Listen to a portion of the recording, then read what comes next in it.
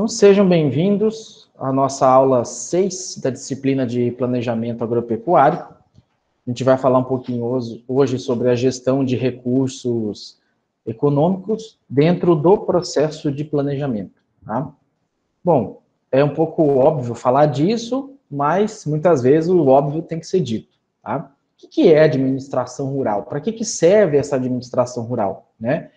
Ela serve para planejar e controlar as operações de uma fazenda, uma propriedade rural, um sítio, né? Aí eu não faço distinção, a partir de uma visão geral da fazenda, tá? Então, quando a gente fala visão geral, a gente está falando dentro da porteira e fora da porteira, tá?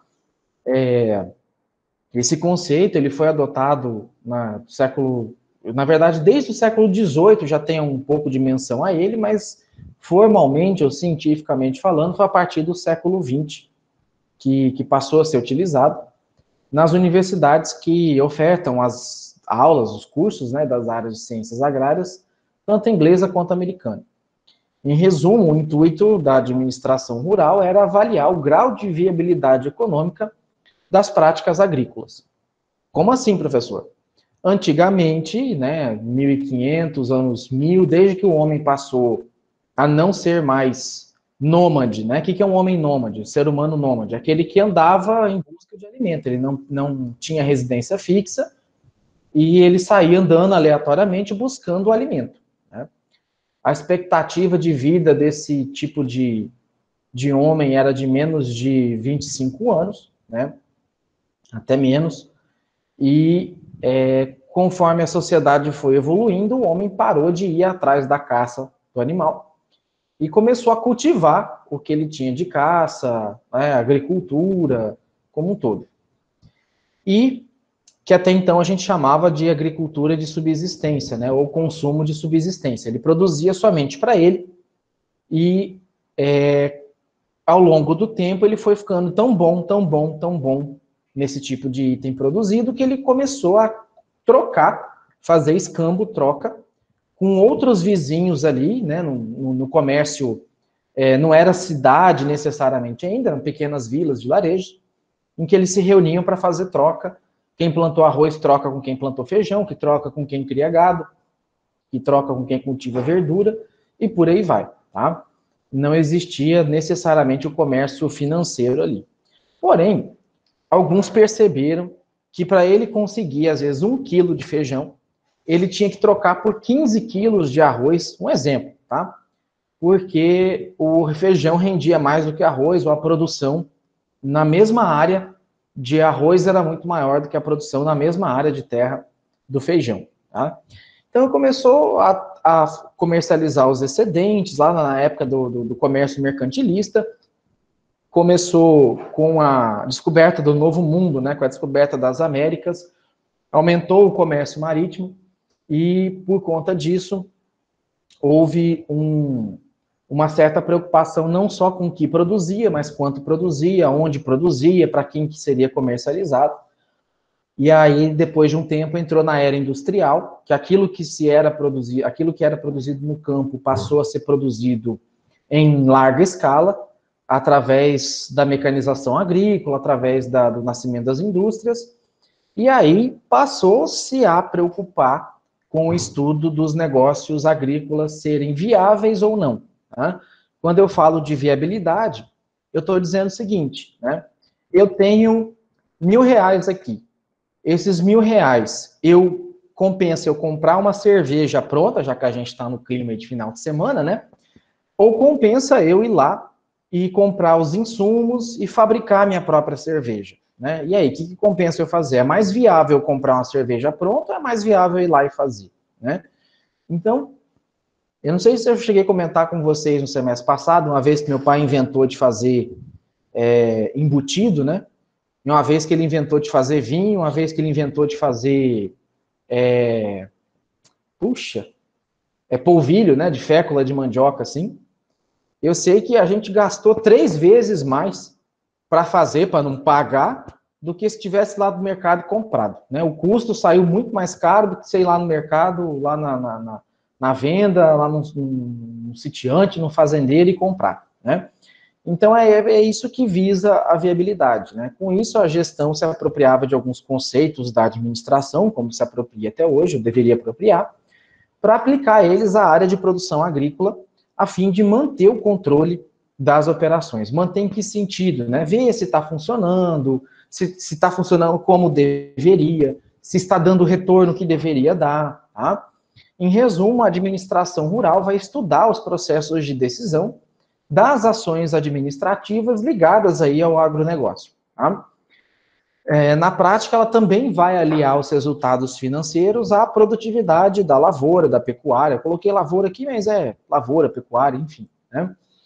Isso significa também que ela apoia principalmente o controle de recursos, né, a aplicação desses recursos, de maneira que o administrador, que o gestor, alcance os seus objetivos utilizando o mínimo recurso possível, né?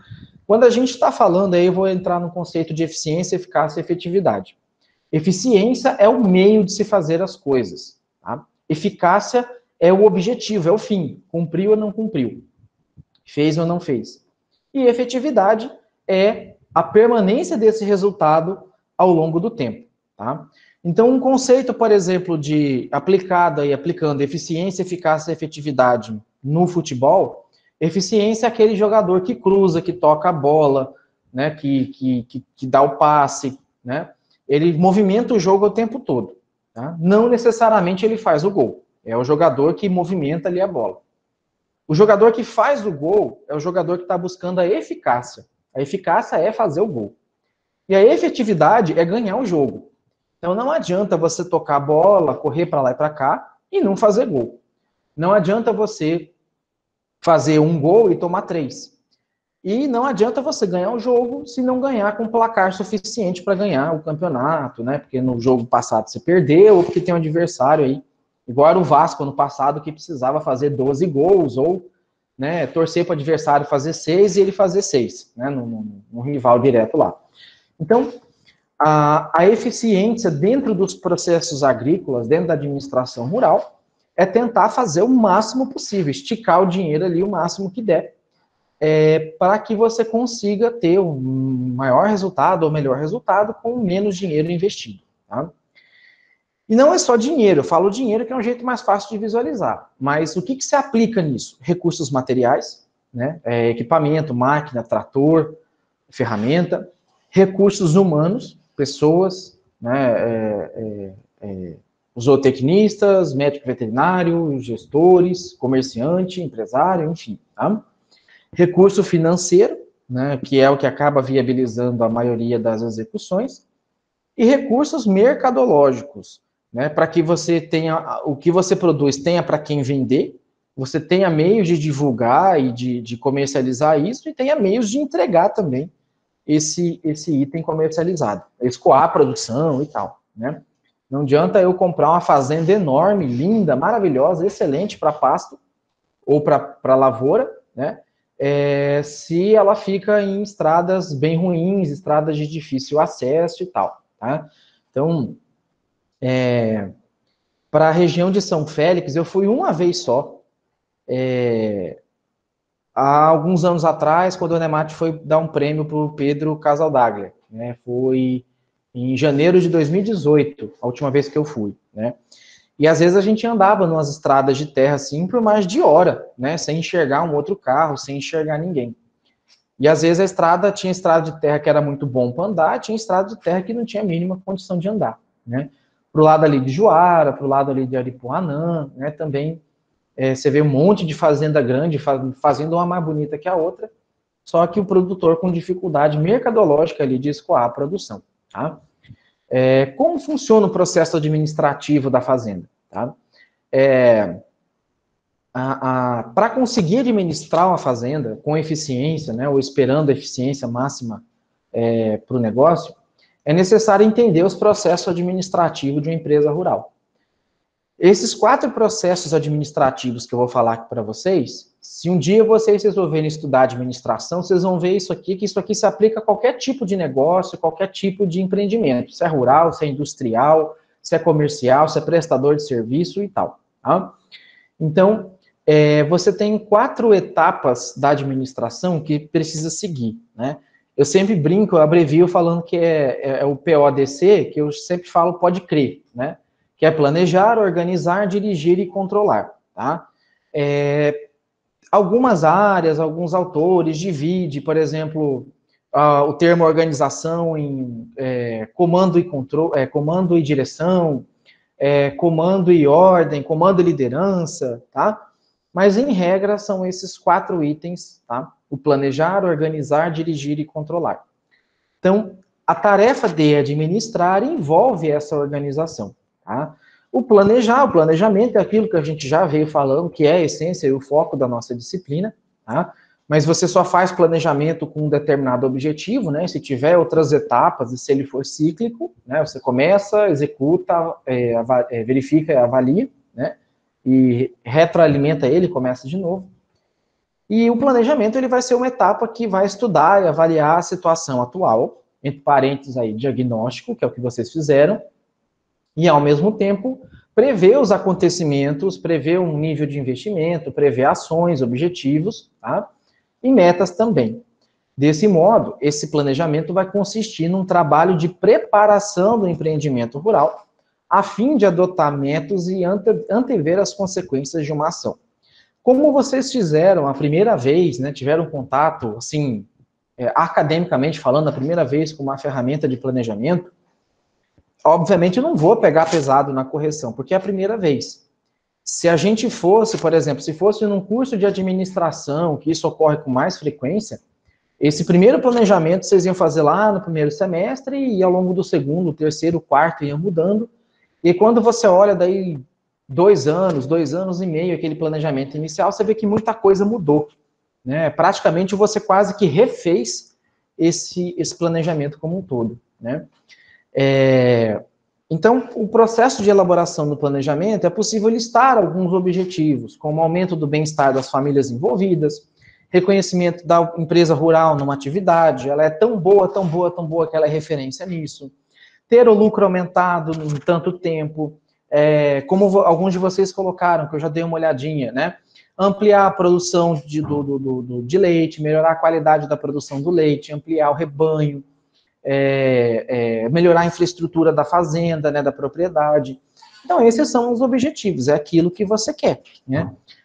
Às vezes, o rendimento ou o meu lucro desejado, não necessariamente eu preciso mexer na minha qualidade, não necessariamente eu preciso mexer no meu rebanho, né? Eu posso aumentar meu lucro com a mesma estrutura, porém reduzindo o custo, ou dividindo o custo com vizinhos e tal, né?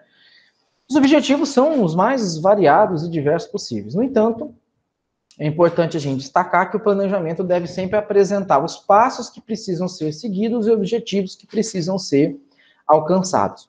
Professor, e o que tem a ver a análise SWOT com o planejamento? Aquela última aba que a gente fez com o planejamento, tá?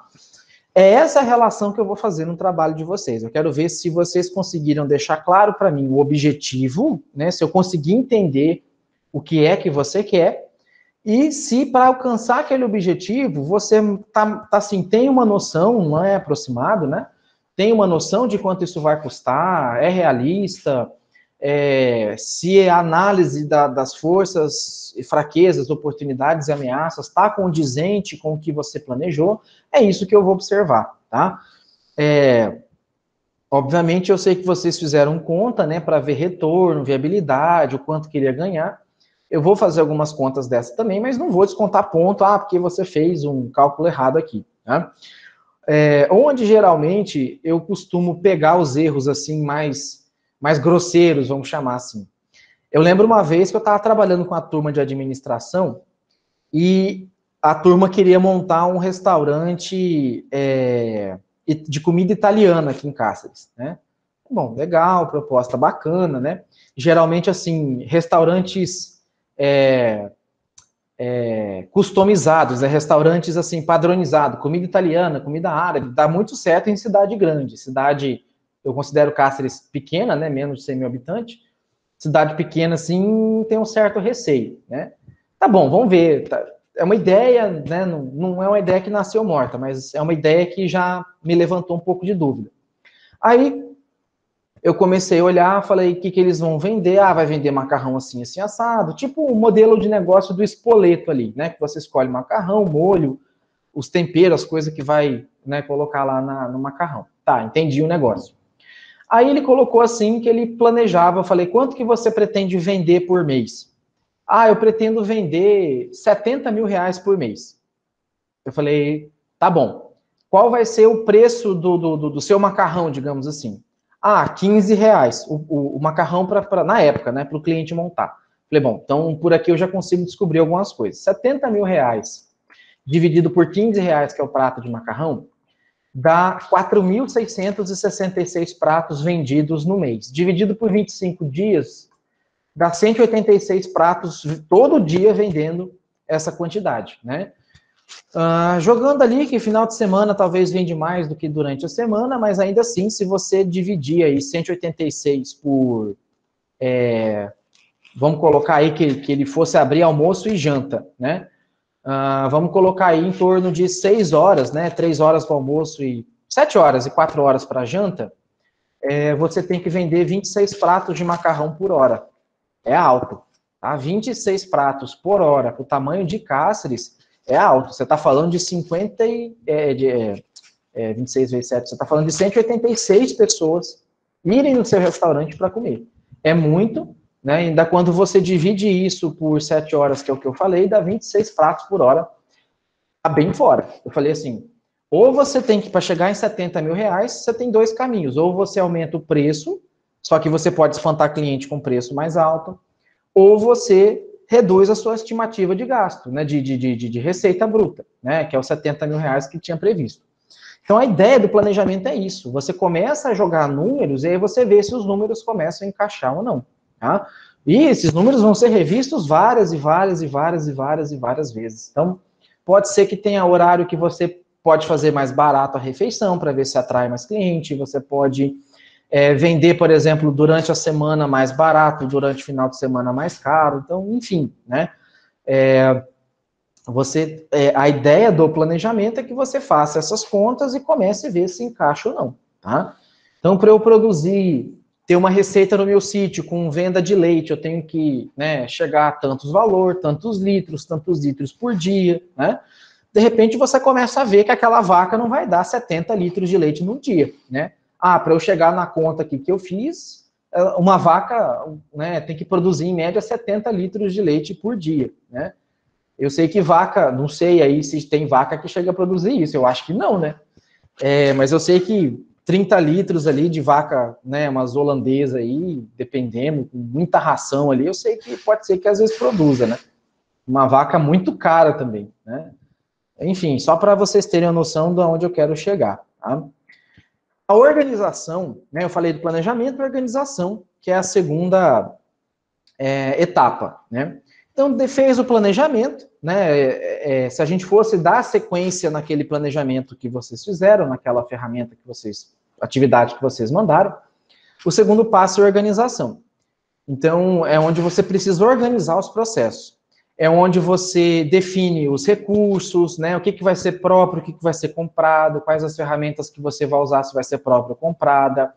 Quem são as pessoas que vão trabalhar, se vai ser só seu, se você vai dividir o caseiro com outra fazenda vizinha, né? Quem vai mandar, quem está subordinado a quem dá ordem, tá? Porque se você não disser no negócio, deixar bem claro quem manda e quem obedece, o trem vira uma bagunça, tá? Não que tenha que ser aquela coisa rígida, militarizada, assim, né? Verticalizada, que a gente chama, né? Hierarquia muito alta. Mas é importante saber, porque senão vem um e manda fazer uma coisa, aí vem outro e manda fazer outra coisa, vem outro e manda fazer outra coisa. E aí você não sabe quem você obedece, né? Então, nessa organização também vai distribuir tarefa, vai determinar autoridade e responsabilidade, algumas regras, fluxo, né, linha de comunicação, entre outras coisas, tá? Até parte disso vocês já colocaram naquela planilha, mas não foi tudo, tá? Foi mais superficial. A direção, né? Aí sim, a direção envolve a parte também de execução, né? Então você começa a dirigir, você começa a gerir, né, a propriedade. Dessa forma, vai abranger a utilização dos recursos da fazenda, né, a fim de alcançar o objetivo traçado. é onde você precisa motivar os colaboradores, é onde você precisa estar vendo se aquilo que foi planejado, né, para a etapa seguinte, né, vai ser feito o controle, né, se está de acordo. Na direção é onde você vai anotando as observações, os dados, os resultados, vai fazendo registro, peso, quantidade, fatores temporâneos. O que é um fator extemporâneo, né? Hoje a produção do leite, né, a ordenha do leite foi menor, porque, sei lá, estava chovendo muito e as vacas, sei lá, não foram para o curral. Ou o equipamento quebrou, estragou, né, deu uma queda de energia, ficou sem energia na propriedade, e aí a ordenhadeira era mecânica, não deu para ordenhar, né? Então, é na fase de direção que vai fazer o registrado e o registro, né, e a avaliação das atividades da fazenda, né? E por último, na fase de controle, tá? Perdão, até onde está escrito direção aqui, acabei errando aqui, tá? Onde está escrito direção, aqui é controle, tá? Deixa eu pegar aqui. Acabou ficando errado aqui na hora do editar. Onde está escrito direção, tá? Depois eu vou arrumar no slide lá. É a parte de controle, tá? Que o controle vai ver os registros feitos lá na fase de direção e vai ver se esses registros estão condizentes ali com o planejamento feito, né? Professor, não tá. Tem muita coisa que está errado. Então, beleza. Você sabe que está errado. Você vai fazer um novo planejamento, né? Onde está errado, você vai corrigir. Onde poderia ser melhor, por mais que fez certo, mas poderia ser melhor, você também vai corrigir. E assim vai, tá? E dentro do Pode Crer que eu brinco, né? Do planejamento, organização, direção e controle, paralelo a ele, você tem o ciclo que chama-se ciclo PDCA, né? Então, o que é esse PDCA? É um termo do inglês que significa planejar, executar, verificar e agir, né? Então, plan, do, check e action, tá?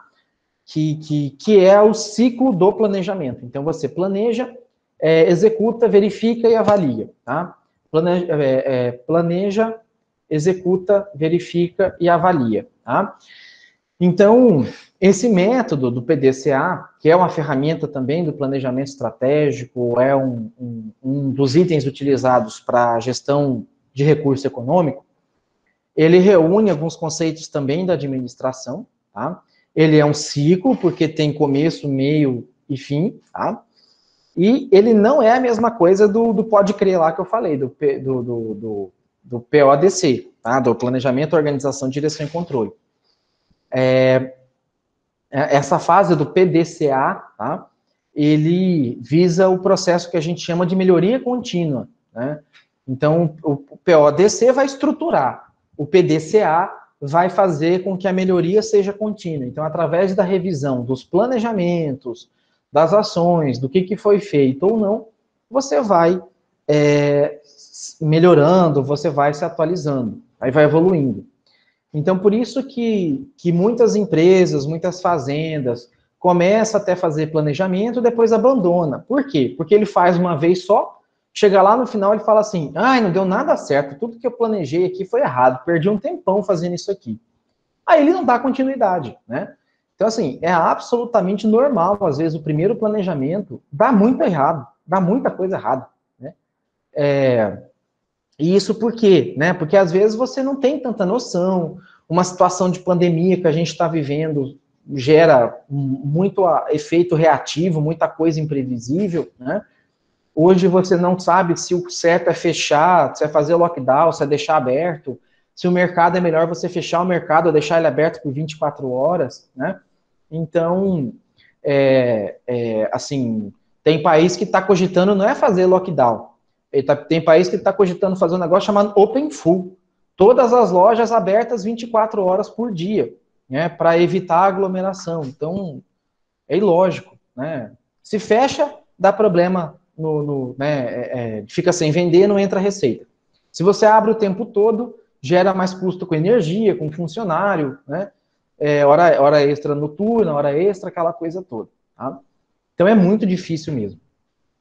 Só explicando resumidamente, né? Do planejamento a gente já falou, não vou repetir aqui de novo, né? No planejamento agropecuário, né? Às vezes é bom contar com a ajuda, por exemplo, do engenheiro agrônomo, do médico veterinário, né? Vocês, como zootecnistas, né, pedirem esse auxílio, porque às vezes ele é capaz de identificar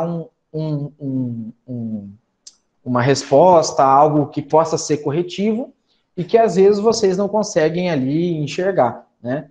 Então, quando eu comentei com alguns grupos, por exemplo, de contratar uma consultoria, né?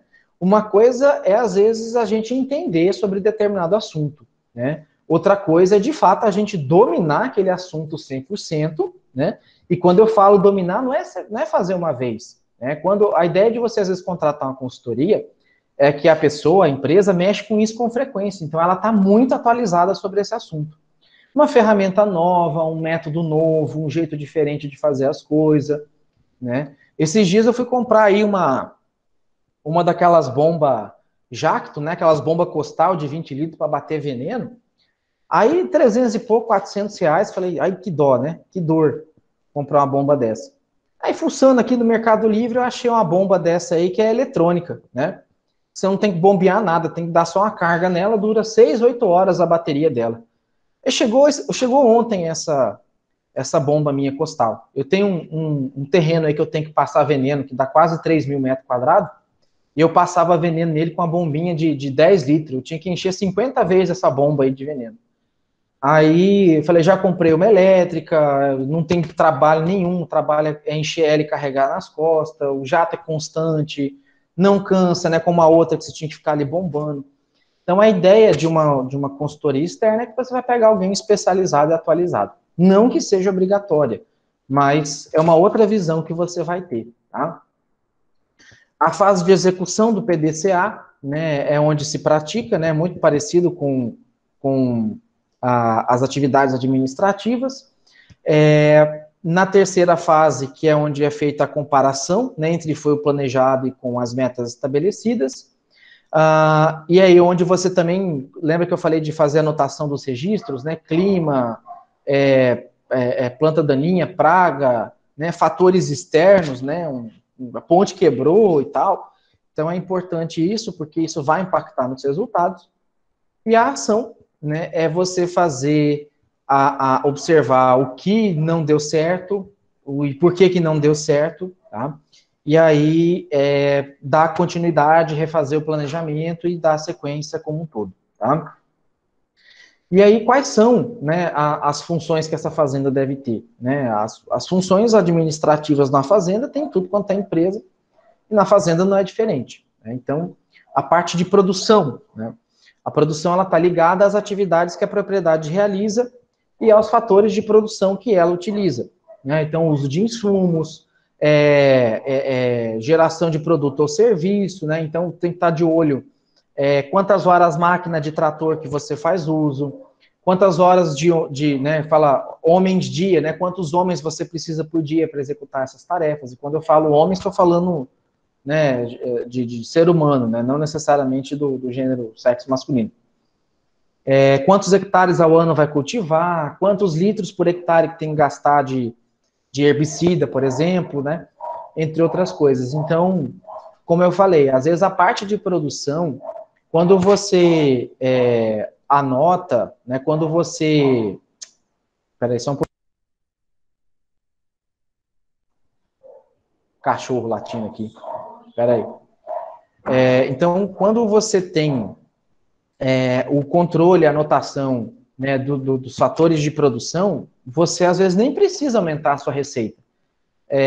Você sabe que você está gastando muito veneno ali, muito herbicida por hectare, a sua produção de milho, né, de soja, ela tem que render tantos sacos tantas toneladas por hectare, né? E aí você vê se aquele gasto que você teve como uma adubação, uma correção do solo, né? Eu gastei, por exemplo, R$ 20.000 para fazer uma correção e adubação do solo, e isso me rendeu 10 toneladas a mais de milho ou de soja. Tá, essas 10 toneladas vai pagar o que eu gastei de adubação do solo, né? ou a adubação do solo era necessário para que eu produzisse isso, né? O que acontece se eu não adubar o solo, né? Então, é esse estudo que você faz, tá? Dos fatores de produção. Tem que entender tudo que está relacionado à produção e o quanto está sendo gasto, né, por isso, tá? E aí, esse número que sai no final do cálculo é o que a gente chama de indicador, né? É o que a gente explicou como uso de indicadores na aula passada. Então, o que é eu me tornar mais eficiente? Se eu gastava, por exemplo, 20 litros de herbicida por hectare, e aí eu trocando o bico que vai pulverizar, né, padronizando uma bomba, mexendo na bomba, enfim, e eu gastar 15 ou 10 litros de herbicida por hectare, eu estou sendo eficiente, né? Eu estou reduzindo um item que quanto menor, melhor. Então eu passo a ser eficiente por isso, tá? As finanças também é importante, porque o setor de finanças é onde vai dizer se você está ou não no rumo, se o retorno está sendo esperado ou não, né? E aí, às vezes, o erro, né, na parte financeira não é porque você planejou errado, mas é porque o cenário ou o contexto mudou, né? Então, ainda mais quem mexe com o campo, né? Não tem como você soltar um bezerro hoje no pasto para abater ele amanhã. Não tem como você pegar e for retirar leite da vaca hoje e tentar manter o preço do leite aí por um mês, um ano, né? Isso sempre vai alternar, é o que a gente chama de externalidade, tá? A comercialização, né, também é um fator relevante, porque ela está relacionada com as atividades administrativas de compra e venda de bens e serviços, relacionamento com fornecedor e cliente, com preço e produto, entre outros, né? Então, a comercialização, ela também é uma área que pode gerar eficiência, porque você consegue, né, com o advento da internet, com a internet chegando cada vez mais ao campo, você consegue, às vezes, comprar produtos pela internet, se você tiver condição de esperar, que vão sair muito mais barato do que, às vezes, comprar no comércio local, né? Ou, às vezes, você pode vender o seu produto, comercializar ele na internet, porque, às vezes, na cidade, na região que você comercializa, já saturou o público, ou não tem público para aquele item que você, né, pretende comercializar. E os recursos humanos, que a gente até vai falar um pouquinho mais na próxima aula, ele é responsável por cuidar das pessoas que trabalham na fazenda no que se refere à quantidade, né, oferta e demanda de mão de obra, e qualidade ou competência humana, conhecimento, habilidade e atitude. Então, uma prática antiga que se tinha, né, em algumas fazendas, em algumas propriedades, às vezes, o dono da propriedade contratar um caseiro, e aí o caseiro tem que morar no sítio, porque não dá, às vezes, para ficar indo e voltando todo dia na cidade, né? Aí, às vezes, a esposa dele tinha que ir com ele, tinha que acompanhar, né? Às vezes, filho também. E o dono da propriedade, muitas vezes, queria pagar só o caseiro, né? E, às vezes, a esposa dele cuidava da casa deles, da casa do proprietário, né? Limpava, né? Matava os animais, limpava lá porco, galinha, vaca, né? E não era remunerada por isso, né? Então, hoje, inclusive, a legislação trabalhista tem algumas regras específicas sobre isso, né? A questão da limitação de atividades ali da esposa, por exemplo, né? Dos filhos de um caseiro, né? Da pessoa contratada, até melhor dizendo, ela se limita ali no ambiente da residência deles, né? E hoje eu tenho muitos amigos aí que têm fazenda e eles reclamam que está cada dia mais difícil arrumar um caseiro bom, né? O que é um caseiro bom? O que é um capataz, né? Um capataz é um termo antigo, mas o capataz de uma fazenda é a mesma figura do gerente de uma empresa, né? E que a pessoa que seja cuidadosa com os equipamentos, que seja de confiança, que faça o que tem que fazer, né? Que não roube, né? Então, tem fazendas aí que bons gerentes, bons capatazes, antigamente não tinha necessidade de ter nível superior, hoje já até alguns fazendeiros procuram pessoas aí com nível médio, nível superior, né? Malemar tinha escolaridade, essas pessoas, E tem fazendas grandes que têm apostado alto, né, no recurso humano, por entender que pagando um salário muito baixo, você tem a troca o tempo todo de gente, e pagando um salário mais alto, a pessoa pensa duas vezes antes de largar o emprego, antes de trocar de local, né? Às vezes ele ganha um salário, não vai pagar energia, né, não vai pagar um monte de coisa. Então, de alguns anos para cá, muitas propriedades rurais passaram a dar um alto grau de valor para os recursos humanos, tá? A questão da gestão das finanças também é um desafio, né? Porque para garantir um bom resultado é necessário controlar as atividades de pagamento e recebimento, né? Fluxo de caixa, nota fiscal, entre outras. Não é simples, é burocrático, tá? Exige tempo, dedicação, não é fazer de qualquer jeito. A maioria dos fazendeiros que eu conheço, você vai pegar uma carona com eles, ele tem um caderno ou uma agenda dentro do carro dessa grossura, cheio de papel dentro, né? Não estou com nenhuma aqui para mostrar, mas você anda no carro do cara, quando você entra assim na frente do painel, né? Ou no banco do passageiro, tem lá uma agenda cheia de papel dessa grossura, assim, com conta a pagar, conta a receber, cheque, é uma loucura, né? Isso é bagunçado. Hoje você tem sistemas que controlam, como a gente mostrou, as contas na palma do celular, né? Estou devendo uma planilha ainda de controle financeiro, que eu estou procurando uma boa, mas ainda não achei aqui, mas vou achar e mandar postar no Cigarra, né? E a gerência das finanças é o ponto crucial, porque às vezes você acha que está ganhando dinheiro e está trocando 6 por meia dúzia, está perdendo ali, tá? Então é fundamental desenvolver o hábito de registrar essas movimentações financeiras da fazenda e associar as transações dos gastos financeiros e pessoais, né, especialmente das propriedades familiares. Então é outra coisa importante também. Separar o que é gasto da propriedade do que é gasto pessoal. Isso aí a gente chama de princípio da entidade, que os gastos da pessoa física, né, o meu gasto, Gustavo, é diferente dos gastos da fazenda do Gustavo, tá?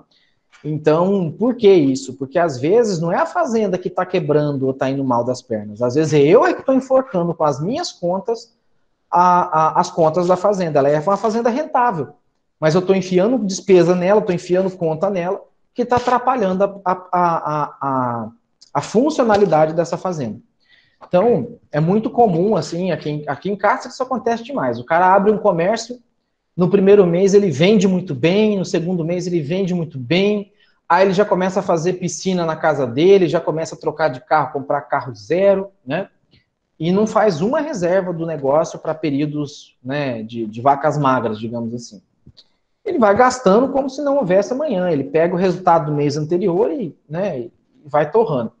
Então, esse gerenciamento, essas reservas, elas são importantes para isso, né? Então, você sabe que dos 12 meses do ano, os meses que você aperta mais, os meses que você tem mais dificuldade, e aí você se prepara para isso, tá? E isso ainda porque aqui no Brasil você não tem neve, né? Você tem sol o ano inteiro, né? Nos Estados Unidos, Canadá, a parte da Europa, a produção ali, ela tem mais esse fator também que é levado em consideração, né? Aqui você tem a produção o ano inteiro. Opa, passei aqui. A questão do controle da produção logística, né? Então, o controle da produção é tarefa primordial também na fazenda. É preciso ter conhecimento sobre tudo que é produzido e como a produção é escoada, né? Toda a cadeia de distribuição, toda a logística, tanto de compra de insumo quanto de venda de produto ou serviço acabado. E o administrador ou gestor consegue descobrir os gargalos e pontos que necessitam ser aprimorados a fim de otimizar os custos e eliminar desperdício, né? Como assim, professor? Ora, eu tenho 4 vizinhos mais próximos aqui da minha fazenda que a gente pega o mesmo caminho para entregar um produto na cidade. Por que eu tenho que levar o meu, ele tem que levar o dele, o outro tem que levar o dele? A gente pode combinar e uma vez no mês, um leva, né? Então eu saí de uma situação que eu tinha que fazer 4 viagens por mês para uma, né? Assim, viagens obrigatórias, né? Para escoar a produção. Aí eu levo o meu, levo o dele, levo do outro e assim vai, né? Então, isso ajuda a melhorar a questão da eficiência. Mensurar resultado, né? Vai ajudar o produtor a analisar se o que foi implementado na gestão atingiu as expectativas, se aquele retorno era aquele esperado, né? E aí você pode traçar novas estratégias. Ah, eu gastei muito dinheiro arrumando esse trator. Da próxima vez eu vou ver alguém que tem um trator novo e vou alugar esse trator que vai sair muito mais barato e não vai me deixar na mão, tá? Então, por isso que é importante você fazer os registros, tá? Essas métricas, elas são capazes de revelar o valor exato e vai demonstrar o quanto a produção aumentou ou recuou, quanto eficiente você foi ou ineficiente você foi, tá? E aí, com base nisso, você consegue gerar e calcular a lucratividade aí da fazenda, tá? Um outro ponto também, é importante você criar processos e também delegar tarefas, né? Então, por mais que às vezes você saiba fazer, mas é importante que você saiba dividir também algumas tarefas, porque você pode ficar doente, você pode ter que atender alguém, socorrer alguém, né? Às vezes você pode ficar impossibilitado, né? Então, assim, é muito comum a gente ver propriedades rurais, né, em que você tem ali uma família tocando, né? Pai, filho, marido e mulher, né? Assim, geralmente as propriedades elas são repassadas, né, de geração para geração, e tem algumas que, para assumir, mudam com família e tudo, né? Quando o negócio começa a crescer, tem uma necessidade de criar e padronizar processo. Porque às vezes o pai quer de um jeito, a filha quer do outro, né?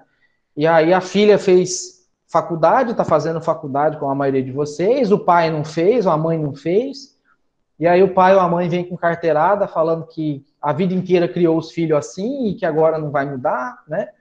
Então, essa evolução ela é necessária, né? Você formalizar as operações faz parte da administração rural.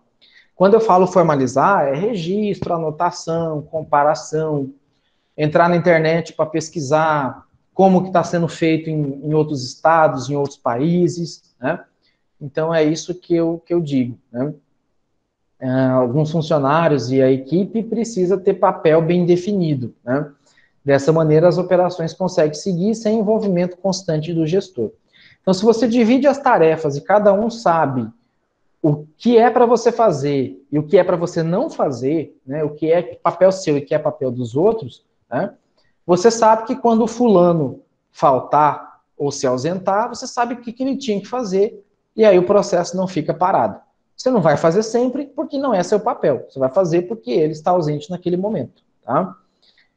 E dessa maneira você desenvolve, faz com que o negócio não fique dependendo de você, tá?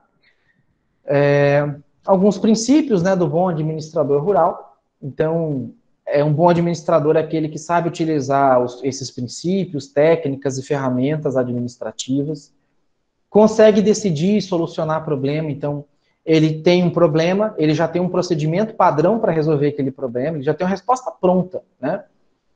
O gado não quer comer, ele já tem 4, 5, 6 itens de hipótese que pode ser que o gado não quer comer. E aí ele vai desde as mais óbvias para aquelas menos óbvias, né? A fim de sanar o problema. Um bom administrador rural é aquele que também sabe lidar com pessoas, sabe se comunicar, sabe ser eficiente, negociar, né? Conduz ao processo de mudança, obtendo cooperação e solucionando conflito junto. Então, assim, aquelas pessoas que são cabeça dura, o que eu defino uma pessoa cabeça dura? Ela não troca ideia, ela é egocentrista. O que é egocentrista? Ela acha que ela é a melhor, que só ela que sabe, que ninguém mais sabe, ninguém presta, tá? Isso aí é o que eu defino uma pessoa como cabeça dura. Essas pessoas são as que mais estão sujeitas a dar errado, porque ela não aceita a opinião de outro, ela não aceita a opinião de terceiros, tá? Ela acha que é aquilo e pronto, acabou, tá? Um bom administrador rural também tem uma visão sistêmica da estrutura como um todo. Então, ele está enxergando como que está o cenário do leite, ele está enxergando como que está o cenário do gado, ele está enxergando a economia, ele está enxergando a situação da pandemia, né? Novos processos, novos produtos, novos hábitos de consumo das pessoas e por aí vai, tá? Um bom administrador rural também sabe ser proativo, ousado e criativo. Proativo é aquela pessoa que age antes do problema acontecer, tá? Então, a pessoa está vendo que tem uma mangueira para arrebentar, está vendo que não, tem uma peça para quebrar, e ele não espera a peça quebrar, uma mangueira arrebentar. Ele sabe que vai dar problema, ele já vai lá e troca, tá? Então, isso é ser proativo, tá?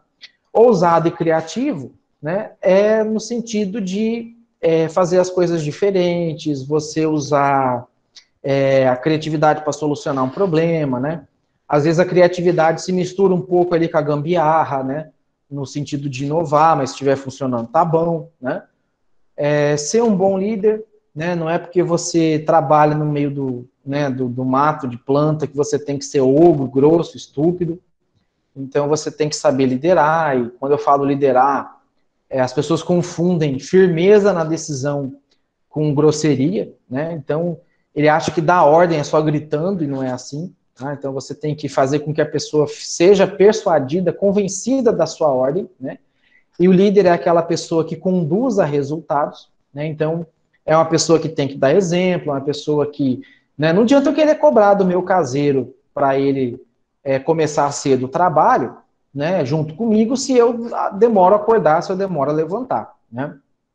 Gerir também com responsabilidade e profissionalismo, então não fazendo anotação falsa, não esquecendo de anotar os dados ali coletados, e ter uma visão de futuro, né? Tá ligado em jornal, assistir não só um jornal, né? Ler revista, tomar cuidado com fake news, entre outras coisas, tá?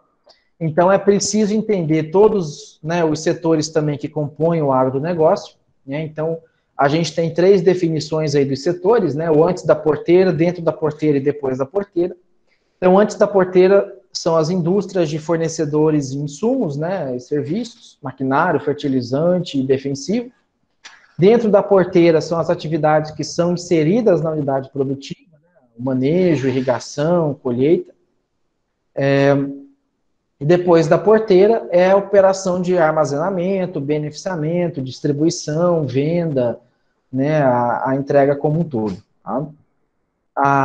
Algumas dicas aí para facilitar também a administração rural. Tá? Então, buscar a capacitação em administração rural. Tá? Então, é importante que o produtor busque a capacitação para aprender a gerir o seu próprio negócio. Então, na nossa disciplina, eu mostrei para vocês alguns conceitos, teoria, né, sobre, né, estamos mostrando, né, sobre planejamento. Isso não garante que vocês vão ser os melhor do mundo em planejamento.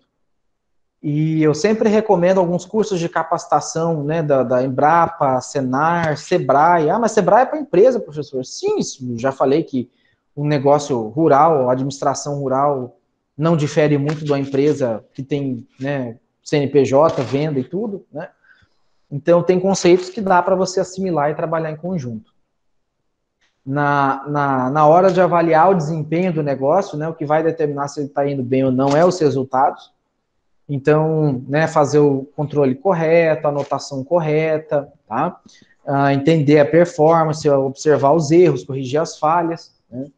E também é importante treinar os funcionários, né? De nada adianta investir em estratégia, ferramenta e equipamento se os funcionários não tiverem a capacidade de desenvolver as tarefas. Não adianta você dar um trator novo para um funcionário e não dar ele uma capacitação, não pagar ele para treinar, né? Eu sei que algumas empresas aí que vendem maquinário agrícola, ela vende um pacote de treinamento, de capacitação. Tem umas que já dão o treinamento junto com o maquinário. Tem outras que vendem separado.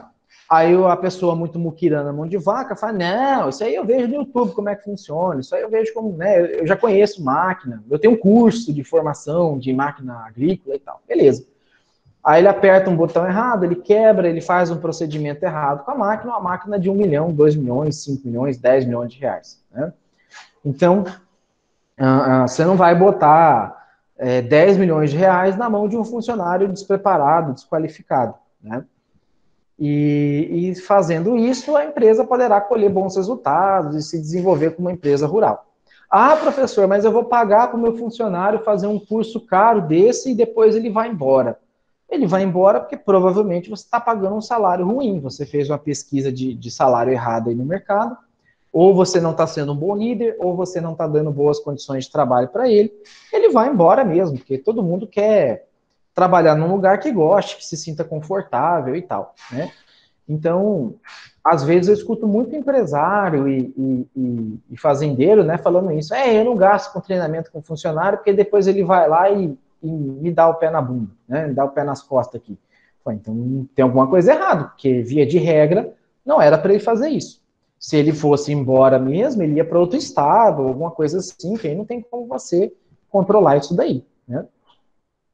Também utilizar a tecnologia, né, como uma aliada, que foi o que a gente trabalhou no semestre passado, né?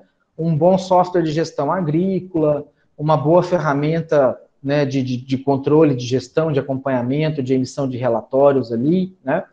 Para que você, de fato, consiga ter as informações na sua mão para tomada de decisão. E aí, com isso, eu encerro na parte teórica aqui da nossa aula, né? Estou encerrando aqui com algumas frases, e uma delas é que uma meta sem um plano é somente um desejo, né? Então, um objetivo sem um planejamento, um traçado, sem você botar isso no papel, é somente um desejo, tá? Então, né, agradeço aí a participação de vocês, informo que já está liberado a atividade 2, que é um questionário das unidades 1, 2 e 3. Esse questionário vai ficar aberto até o dia 10 de abril, tá? São 10 questões, são 2 tentativas. Tem tempo, tá? Eu não recomendo já responder hoje, está liberado hoje, mas eu recomendo esperar pelo menos aí mais a semana que vem para responder, né? Ou se for responder entre essa semana e a próxima, deixa para responder a segunda tentativa depois. E preferencialmente responder pelo computador, tá? Porque a internet do celular nem sempre é boa. E às vezes você abre ali, ele não carrega todas as perguntas, aí você vai abrir de novo, ele entende como uma segunda tentativa, tá? Outra questão também é que ele está programado, o questionário está programado para a hora que você abrir, a hora que você enviar, você tem 10 horas para fazer isso. São 600 minutos, que equivale a 10 horas. Então, se você abrir hoje, eu abri agora, 2 horas da tarde, 3 horas da tarde, você vai ter até 1 hora da manhã de hoje para enviar a primeira tentativa, senão ele vai fechar e vai contar com uma tentativa. Então, quando vocês forem fazer o questionário, deixa para responder num sábado, num domingo, que é mais tranquilo, né? Ou à noite, um dia à noite aí para quem trabalha durante o dia, né? Que você está distanciado um pouco da família ali, que você vai poder concentrar, assistir às aulas, ler o material, para poder responder, tá? E já abre, responde e envia. Não fica deixando para responder depois, não abre hoje para responder amanhã, senão ele vai contar como uma tentativa, tá? Tem tempo, né? E aí nesse final de semana eu corrijo e lanço as notas aí no sistema, tá? Por hora acho que é isso. Se ficar alguma dúvida aqui da aula de hoje, é só perguntar após o término aqui da gravação, tá? E até a noite a aula já vai estar disponível também no SIGA, beleza?